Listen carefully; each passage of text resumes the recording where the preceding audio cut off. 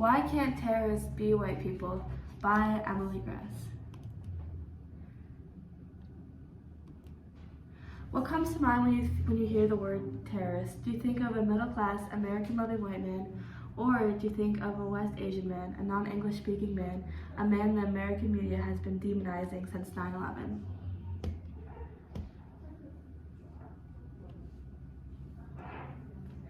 What is the science behind bias? Basically, in your brain you have bias. What even is bias?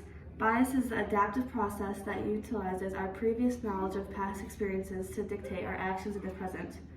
What goes on in our brain when we succumb to bias?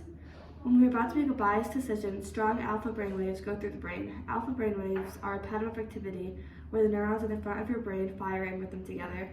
When you make a biased decision, the alpha brainwaves are very strong. When you make an unbiased decision, the alpha brainwaves are weaker.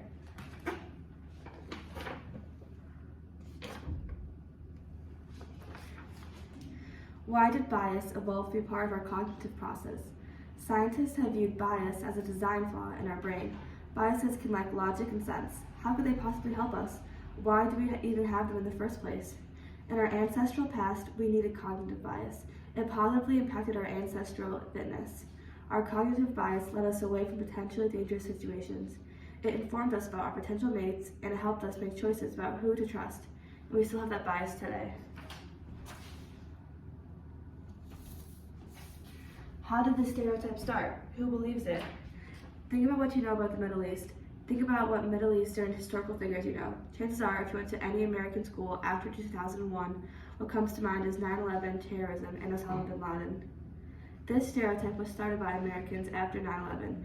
Arab Americans and Muslims were seen as a foreign threat and were treated as such. After 9/11, the U.S. Justice Department planned to interview 5,000 people from Arab countries about their knowledge of terrorist activity. The government's blatant stereotyping only fueled the rest of America's.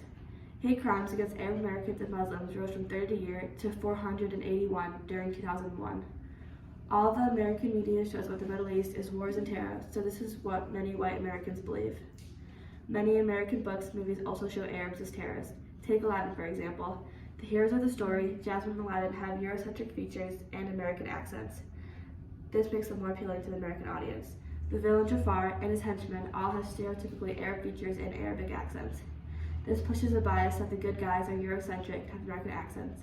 Bad guys have ethnic features and Arabic accents.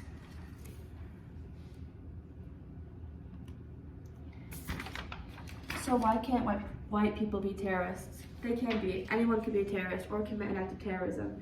Terrorism, by definition, is the unlawful use of violence and intimidation, especially against civilians, in the pursuit of political aims. Notice how all the headlines here include the word terror. The word attack has a stronger connotation to violence than the word storm. The American media is biased against Arab and Muslims. These articles are about the insurrection on January 6th by predominantly white Trump supporters. Notice how the word terror, terrorist, or even attack are not used once. The mob used violence and intimidation against civilians, security guards at the Capitol, in the pursuit of their political belief that the election was stolen from them. Should they be classified as terrorists too and receive the same treatment as Arab and Muslim people did?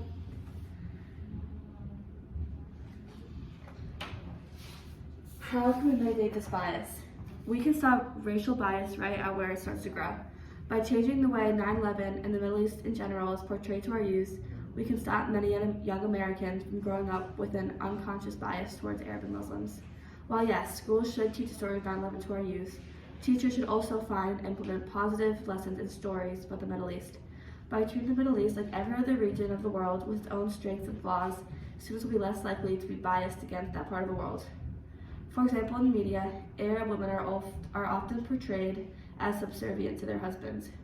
When children watch this in the media, that will influence how they think of Arab Muslim women.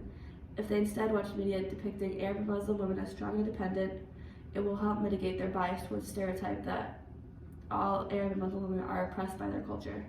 Targeted lectures about the Middle East in a positive light have also been proven to help mitigate student bias.